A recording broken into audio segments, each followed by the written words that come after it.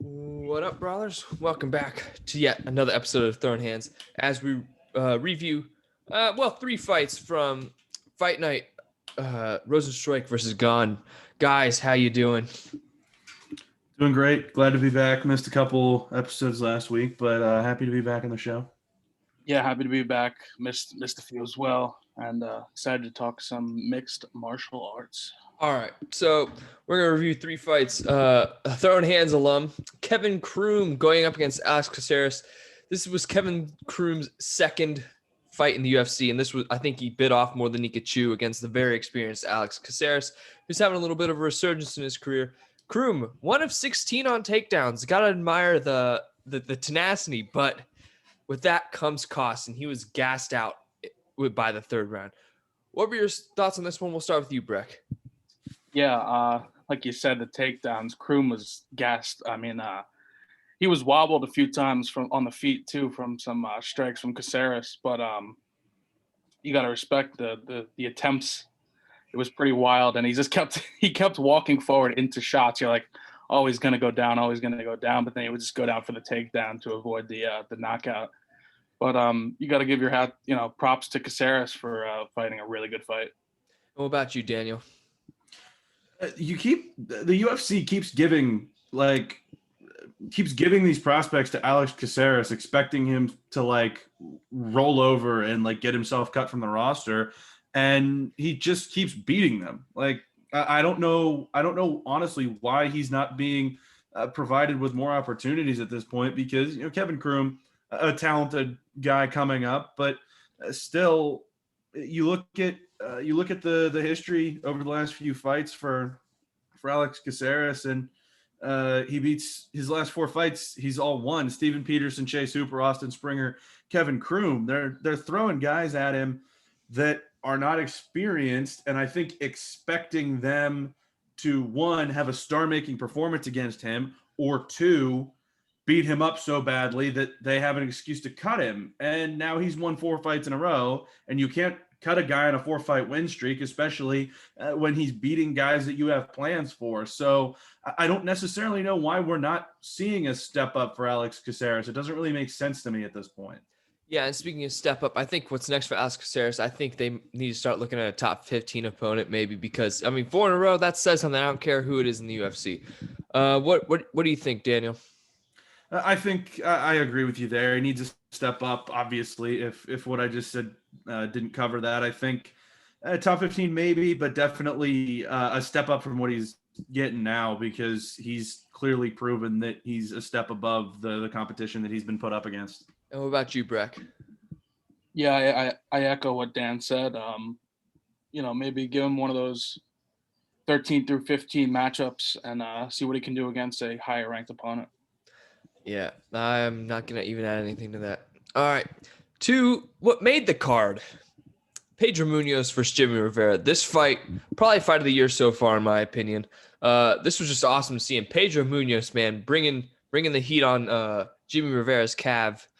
It was a very impressive performance by Munoz, and Jimmy Rivera kept throwing heat when he was getting beat up. It was pretty impressive. What were your thoughts on this one, Daniel? A really strong performance here for Pedro Munoz, and really, I think the only fight that really jumped out and was like, hey, that was a great fight. And these are 2 guys that have been competing at a high level for a while now, but Munoz stepped up when he needed to, and has really made himself legit as far as future contention goes, in my opinion. And Breck. Yeah, this was definitely fight of the night for me. It was a stand and bang type fight. And, Munoz in the early rounds, Rivera looked like he had the faster hands. And then once Munoz started implementing that calf kick, it was devastating to Rivera. And it changed, it turned the tides of the fight in Munoz's favor. And he looked sensational. And, the feints he was throwing, unbelievable. All right, so for what's next for these guys, Jimmy Rivera, I think he's still going to get a high-ranked opponent. I think he should get the winner of Kenny versus Cruz. I think that's a great matchup to make. What do you think's next for Jimmy Rivera? We'll start with you, Breck. Rivera, yeah, I agree. Maybe, yeah, like the either the loser of Cruz Casey or somebody lower. Maybe Merab. I can't say his last name. Dwalishvili. Yeah, Josh really. But for Munoz, you got to think he jumps pretty high up there in the rankings because Edgar with coming off a loss, and then you got to think like Garbrandt and Aldo are rumored to fight, I believe, right? Mm-hmm. So maybe the winner of that fight. But yeah, so I mean Munoz is climbing the rankings here. What would you think of Munoz Dillashaw? That would be an interesting one. I would like to see it. I'm kind of sick and tired of all this Dillashaw should fight for a title in his first shot back talk. It's a little ridiculous in my mind, but I would like that. I mean, Munoz is a good fighter. I mean, his fight against Garbrandt. I mean, if they ran it back with Cody Garbrandt, that'd be a fun sequel. What about you, Daniel? What do you think's next for these two guys? To be honest, I'm really going to echo what Breck said. There's a lot of different directions you can go with Munoz at this point. I don't think there's really a bad one. It's just a matter of what the UFC sees right away and really what Pedro Munoz's camp wants next. And then Rivera, I think you take a little bit of a step down, reassess. The result of the Cruz Kenny matchup is obviously going to be very important in that as well. All right, to the main event of the evening. Shed cooler, as Dan Stepp would say. It was quite boring. Cyril Gane landing 102. It didn't seem like he landed that many strikes, to be honest. But I don't know if you agree with me, but Cyril Gane kind of looked like Darren Till out there when he was striking a bit. I don't know. I saw a couple things about that on Twitter. Do you guys agree with that, or what were your thoughts on this? I mean, Cyril Gane. Go ahead. You go. Okay. I just thought Cyril Gane looked really clinical out there. I mean, he was going in there against a guy in Rozenstruik that is going to try to knock him out and is really going to come right after him. And Gane's got the background with his kickboxing to where he can stay on the feet with somebody like Rozenstruik and still be able to keep him at bay and not really just get into a slugfest. Because of what he's been able to do with his Muay Thai. And I think that's what we really saw here. And it was a situation where you had one guy that was looking for a finish and one guy in Gane who you could tell across 5 rounds was not only looking out for the end of this fight, but also looking out for his future, knowing that he could very easily sit there, beat up Rozenstruik on points, win this fight by decision, and probably be a top 5 contender in the heavyweight division, and not have to do anything spectacular to get there, and not have to, more importantly, put himself in a position to get knocked out by Jairzinho Rozenstruik. So I think that's what we really saw out of Gane, is how smart he is as a fighter, how quickly he was able to recognize what Rozenstruik was going to try to do in this fight and how to counter it, and realize what advantages he had over Rozenstruik with their respective abilities, and spread that out, I should say, over 5 rounds. Yeah, I mean, a lot of those strikes were Gane's jab. I mean, he was throwing a stinging jab all night.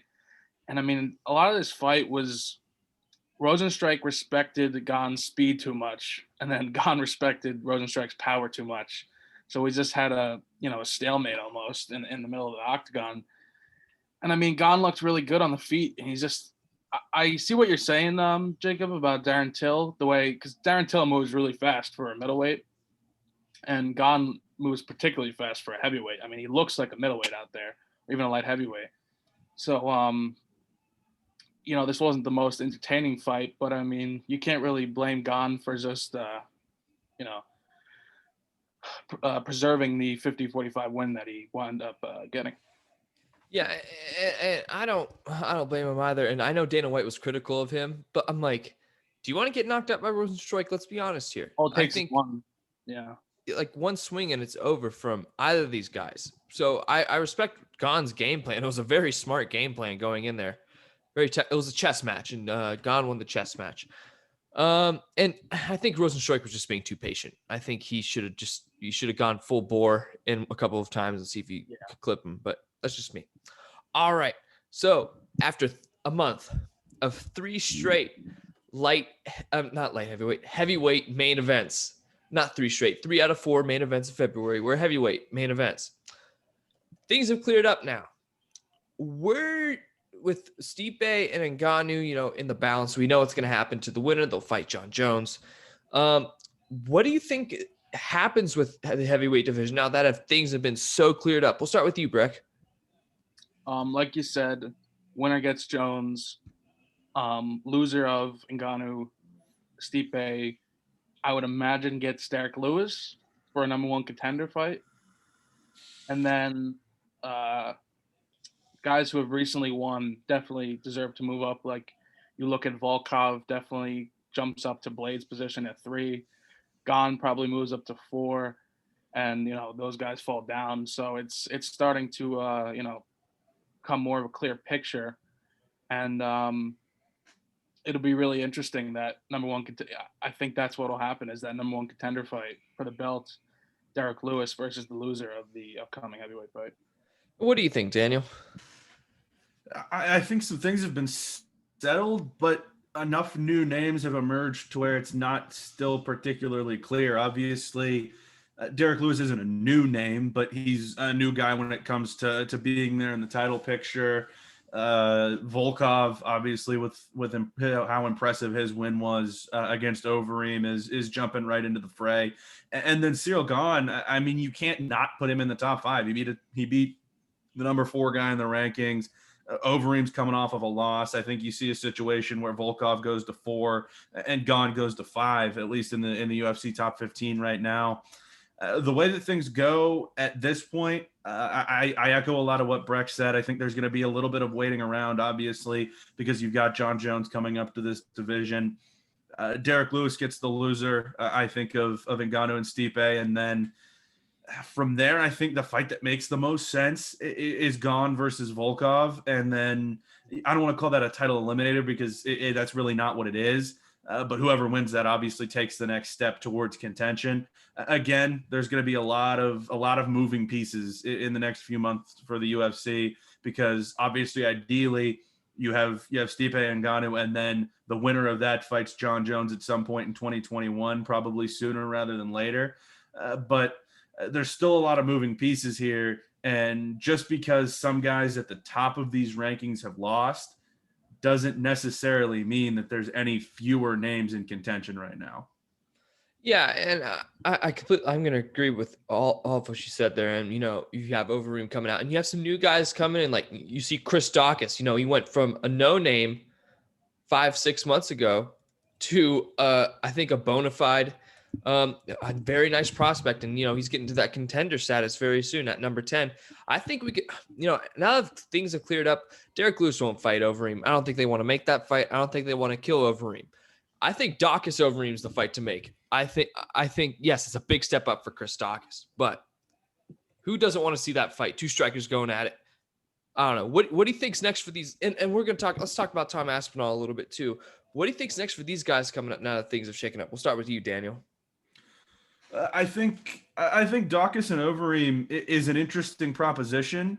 And I think if you're Chris Daukaus, it's a great way to make your name if you can win back-to-back fights against Alexei Oleinik and Alistair Overeem, and if he can kind of start to make his name as like the legend killer of the UFC heavyweight division. I mean, that's just a nickname and a future identity waiting to happen. That's a lot easier said than done. He obviously beat Oleinik, and then if you match him up with Overeem, I think he would hold his own. I'm not sure entirely what the result would be there. You've still got guys at 8 and 9, like Abdurakhimov and Augusto Sakai that I think would be really good opponents for somebody like an Aspinall, who I think is poised to jump into the top 15 very soon.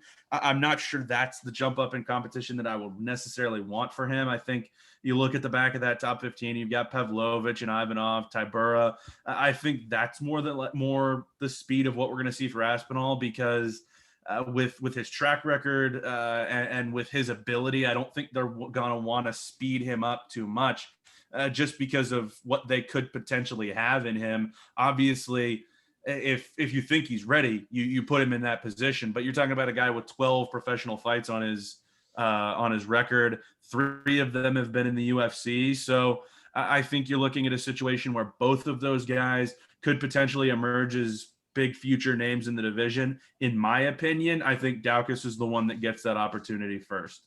What do you think, Breck? Yeah. As far as Overeem, I don't know if he'll fight Daukaus. I think he'll either fight, Sakai or number 8. That last name's killing me. But I don't know if Daukaus will get that much a step up in competition right away.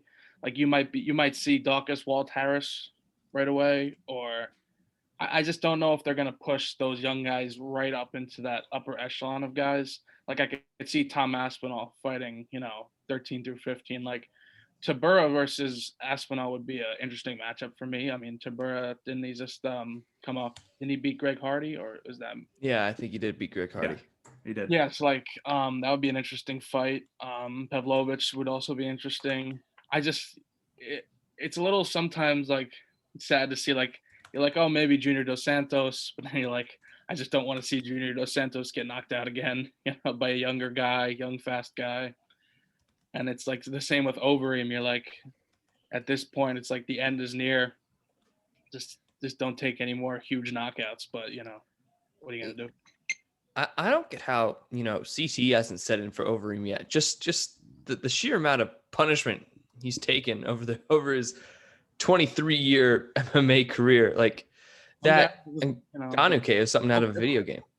Some guys are just their genetic makeup, they can take the punches and they're fine their whole life. And then some guys get knocked out, twice and they have CT. So we have no idea how that works, It's quite amazing, but this heavyweight division is a conundrum, to say the least. All right, to news, opinions, discussion. What do you guys got? We are fast approaching UFC 259. Cannot wait. Do you think? I wonder how. I hope no fights get cut because of COVID. I mean, we got to pray to the MMA gods. Yeah, I know. I really was hoping to see on this previous card Angela Hill versus Ashley Yoder. Is that it? Yoder. And that one got cut because of COVID. But yeah, I hope you're right. I just hope we get this full card because it's one of the best cards in a long time. Yeah, it's something else. Have you seen Paulo Costa's new excuse for why he got knocked out by Adesanya? Yeah, it's in the camp of Deontay Wilder. It's like every month something else comes out. My chest piece I wore to the thing was too heavy. Then it's like they put something in my drink, and then it's like the gloves, and then it's like Paulo Costa's doing the same thing right now, where it's like he his new claim is that he was hungover during the fight because he drank an entire bottle of wine the night before, trying to black out because he couldn't sleep. It just a lot of things don't add up there. That just I don't know what to say to that. I don't know what to say either, man. Like that's just weird. Like he's terrible with excuses.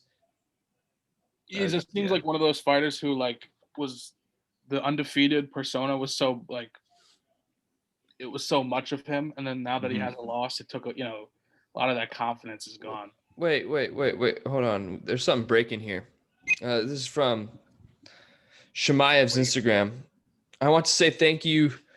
I want to say thank you all so much for supporting me in my journey in the sport. I think I'm done. Yes, I know I didn't take the belt, but it's not the most important victory in this life. It may upset you, but my heart and body tell me everything. I want to thank you everything to my team, All-Stars Jim Sweden, and I want to thank you, UFC. Really? Whoa.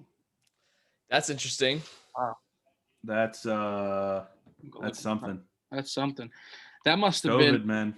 Yeah, there's like that that side effect where it affects certain people with that, heart inflammation. I mean, he must have had it really bad. Yeah, apparently in the hospital, he said like he felt like he was gonna die or something like that. But yeah, dude. I don't know. I think he might retire now. Maybe, I don't know. Don't you think he might take like years off, recover, and then maybe get the itch to come back. I mean, I could see it. I think he'll But always have it's that tough. itch, but That's the thing. Like in terms of a prospect, have we seen that good a prospect in a while? Like It's been a minute, man. he's like people are thinking belt after like 2 fights. Yep. I mean, you could argue that Chris Docks is on the level of when it comes to prospects. It's just that he just hasn't gotten the attention. I don't know, maybe, but I don't know about the buzz around Chimaev. Even after 1 fight was pretty incredible. Yeah. Yeah, because it was just so dominant. And But then yeah, the Mearshart too was crazy. yeah, he beat Reese McKee, that Cage Warriors champion. Yeah, man, that's so unfortunate. It's tough. It's tough. That's tough, yeah. Yeah, I mean, didn't a couple days ago he say he wants to return in June? Yeah, I don't know. I'm not sure off the top of my head. Dang. Well, I read too that like what happened with him too is like he never stopped training when he had it, and then when you're breaking down your body every day in training, it just gets worse and worse. Yeah, that's the problem Cody Garbrandt had. Yeah. And we haven't seen him in almost a year. So yeah, I mean this is nothing to play around with. All right. Besides the championship fights at UFC 259, what's the fight you're most looking forward to? Ooh, that's a good question. Want to take that one down? I'm trying to pull up the card right now, actually. So, Jacob, I think it would be best if you go first. All right, I'll go first. Although I am excited for this Dominic Cruz Casey Kenny fight. It's kind of awkward. Megan Anderson and Kenny are on the same card after that fiasco or whatnot. But this Santos Rakic fight is going to be violent. This fight's not getting out of the first round. We have 2 of the hardest hitters in the division going at it. I can't complain. But I think a fight that's flying under the radar is Rodrigo Bontorin versus Kai Kara France. I think that's the one that's flying under the radar. That's going to be a great fight. Yeah, that's definitely going to be one. On the early prelims, what's his name? Israel Adesanya's teammate is fighting Olberg. That's one to look out for. That guy. Nishikwu. Yeah, that one. He looked good in his debut. Olberg, and Izzy was in his corner actually. But if I had to pick one, I mean, it's Jan versus Sterling for me. Being from New York, I'm rooting for the Long Island guy, and Sterling trains out here, so that's the one for me. And the matchup is so interesting. The Muay Thai fighter versus this grappler. It's gonna be an interesting encounter. Yeah, that's the first one that came to mind for me as well. But there's another one on the main card that I think is going to be interesting. Really, that I hadn't thought about a ton before today, but there was a bunch of stuff that came out today. Some quotes from some people that obviously have some pretty good track record to them. Islam Makhachev versus Drew Dober. There's been a ton about Makhachev coming out today from Cormier and Khabib both, and basically what Cormier has said is, he thinks that that Islam Makhachev is the next best chance to have somebody great to come out of AKA, and then Khabib, obviously they're teammates, but he basically said that everybody talks about Dustin Poirier, Conor, Chandler, Justin Oliveira, but he thinks by the end of the year that Makhachev is going to be running the division at 155. So, I mean, that's really high praise for a guy that's number 14 in the division. But you get him against the top 15 guy in Drew Dober here, and I think if he's dominant, which if you go by what Cormier and Khabib are saying he should be, then I think you got a rocket strapped to his back. I mean, if you also look at the track record that these Dagestanis have put on, I mean, Umar Nurmagomedov is going to be, I think he'll be a champion. I genuinely do. Watching his first fight in the UFC, I'm like, this guy shoots so quick and his wrestling is so on point. these Breck, what was the stat that you brought up the other week They about? have like if you take all the Dagestani records, like the fighters that fight out of Dagestan, they win like 75% of the time or 85% of the time. It's something ridiculous. Yeah, and another fight that's going under the radar is Benavidez Askarov. Like that's gonna be a great fight as well. I mean, I can't wait to get into this. I think we're gonna have to go prelims and main card for the preview. Might have to get the prelims for 259 are probably going to be better than the card that we just reviewed. If you really think of it, like this could be this could be a real fight night card. The prelims. Yeah, it's a fight night card. Exactly. It is. Yeah, I don't think we're gonna get that bad of a card again. I mean, I versus Calvillo was better than this past card. Yeah, the UFC, like, I would say, like, what would you guys say? Like, the cards have been great for like months. There hasn't been a like a stinker in there for a while, and this was the first one in a while. Yeah. Yeah, it was. I mean, it's hard to pick out a miss since they came back from COVID shutdown. Yeah, but really. And when we talked about that I versus Calvillo fight, like card, it was a great fight. It was a great fight, and it was actually a really good card. It was just there weren't too many names on it, but there were some names on this last card, and it just didn't live up to anything, unfortunately. So that's a problem, but I don't think we'll see that in a while. Masvidal says that the bout with Usman is set for August or September. Why? None of us want to see that fight. I want to see that fight. He's probably going to lose. He'll get 50-45 again, probably. But I hope so. I don't believe that fight is really set for September. I think Masvidal is just putting that out there to put pressure on the UFC to like make the fight. But it really doesn't make that much sense coming off the loss. Like we don't like Masvidal has to get a few wins before he gets a shot back at the belt. I mean, it's kind of unfair to like Wonderboy, like Stephen Thompson should be the guy fighting for the belt next. Who else in the division besides Colby maybe deserves a shot at Usman? The guy who hasn't fought him yet, and that's Wonderboy. Yeah. Oh, we didn't talk about this last week because we weren't around last week. Andrade Shevchenko, April at 261. This fight is going to be amazing. There's no way this can't be a good fight. I can't see it not being a good fight. This is just going to be violence, and this fight's ending by the second round. What's your thoughts? What's your quick thoughts on this matchup? We'll start with you, Daniel. Somebody's getting put down, and I hate to say it, but I think it's going to be Jessica Andrade because Valentina Shevchenko's at another level. But I think this is going to be a great fight. I think it's going to be as good of a challenge as Shevchenko's had in a while, and I mean that's good for women's MMA. It's good for the women's divisions of the UFC because Shevchenko and Nunes have been so dominant for so long that you need competition, and I think that's exactly what you're going to get here. Yeah, I agree. I think Shevchenko wins, but if you look in Shevchenko's last fight, she lost a round, and everybody freaked out, like, "Oh my God, she lost a round. That's how good she is." To who'd she lose? Maya. And Maya mostly did that through wrestling and just kept her down.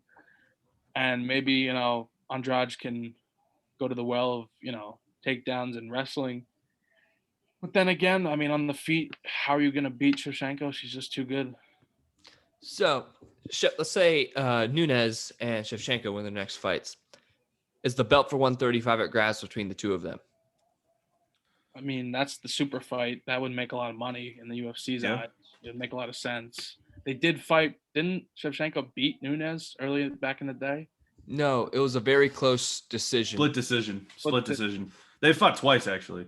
Twice, yeah. And they've both been decision losses for Shevchenko. One unanimous, one split for Nunes.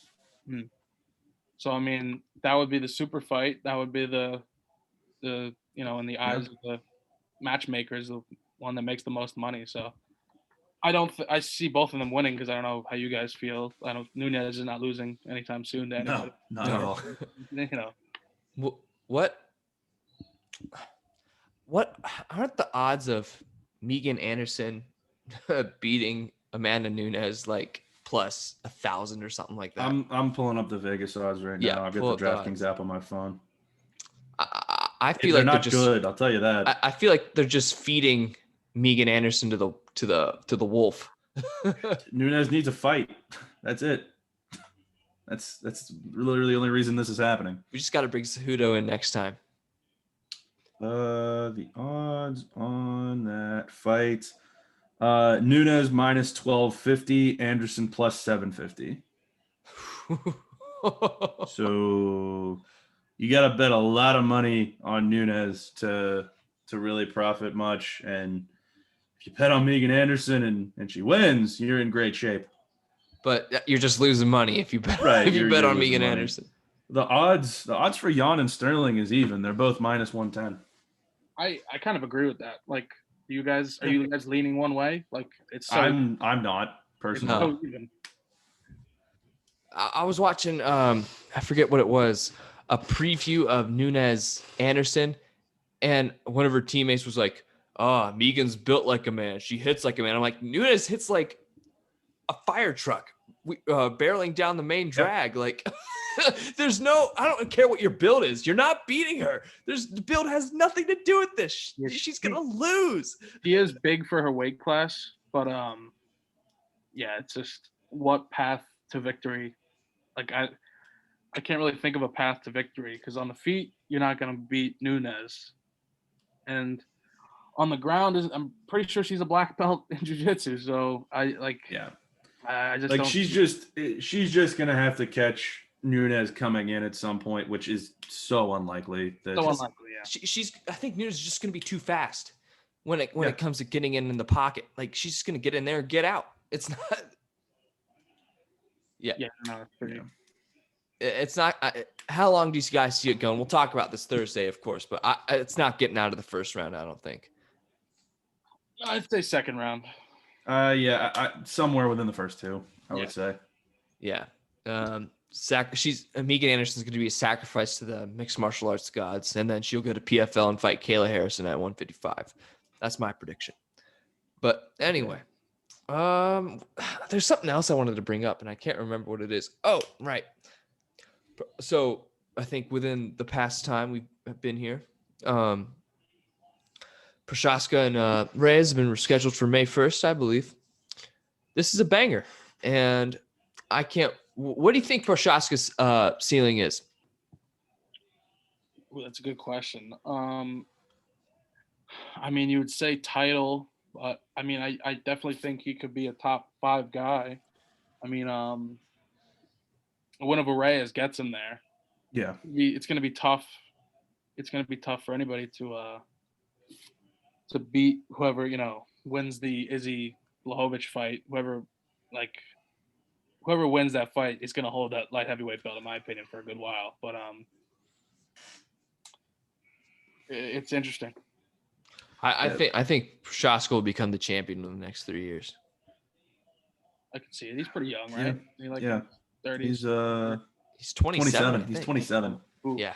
that's young. Yeah, he's given us no reason to believe he won't reach that point. Which, I mean, he's fought once and they ranked him at number 5. Which, I mean, we were looking at guys who have gotten as much hype as prospects as Chimaev did. There's your guy right there with Prochaska, because I mean, he fought at a pretty high level outside the UFC, but still Rizin isn't exactly what it used to be, and he still dominated there and then beat a legit guy in Ozdemir. So yeah, I mean, if you're looking for a guy in the light heavyweight division that's going to be the quote unquote future beyond what's there now, I can't look past Prochaska, in my opinion. Yeah, didn't Prochaska and Prochaska's 28 rather. Ooh, so wrong. Oh yeah, I thought Prochaska and Chimaev fought on the same night, but they didn't. But anyway, yeah, UFC.com says he's 27 and SureDog says he's 28. So I think I'm gonna start shying away from SureDog, man. I'm not exactly. I don't exactly trust SureDog. But what else is there? Nothing much. Tapology also says 28. So I'm inclined Figueiredo, to, Moreno too got inclined to booked. go the majority. Oh yes, isn't that in June? Yeah, June. Dude, Exciting. I know Figueredo was in the hospital the night before. Yeah. So we'll see what happens to Brendan to Moreno when we have a healthy Davis and Figueredo. I mean, yeah, that's true. But I mean, he was there fight night. He looked healthy. It was great. It was a great fight. Fight of the year, potentially. Yeah. All right. How long do you think Figueredo holds the belt? I don't know, man. It's tough to. Moreno found a lot of success late in that fight, and I wonder if in the rematch he makes adjustments that maybe get him the win. I know that sounds crazy, but Moreno just looked so good towards the end of that fight. Yeah, I mean, I think he holds it for another 2-3 years, to be honest. I don't think there's really anybody in this division, unless they get somebody from the Contender Series that Triple just seat, baby. Henry Cejudo coming back. No, I don't want to. I want to. If Cejudo comes back, I want to see him fight for the featherweight belt. Yeah, if Cejudo comes back, it has to be for quadruple C. Yeah. Otherwise, nothing. Can you imagine just the Quadruple C or bust? The crap shoot that if Triple C wins the featherweight belt, which I think he can if he comes back. I genuinely think he can, but because he's about the same height as Volk, but that's just terrifying. Volkanovski will eat him for lunch. I'm sorry. He's just Volkanovski once weighed 210 pounds. I'm sorry, but fair. You know what I mean? It's I don't know. I don't see him ever winning the featherweight belt over Volkanovski. And you look at even if Max Holloway, would Cejudo beat Max Holloway? I don't know. I think he could. He could, but I'm not sure. I don't know. I just don't want quadruple C to happen because he's just he's never gonna let that up. Yeah. But I don't blame him. I mean, you're the best combat sports athlete ever already, so I can't really argue with you showboating. All right, that's all I got. Y'all got anything else? I'm done, my man. All right. We'll see you guys for the preview of UFC 259, Blachowicz versus Adesanya.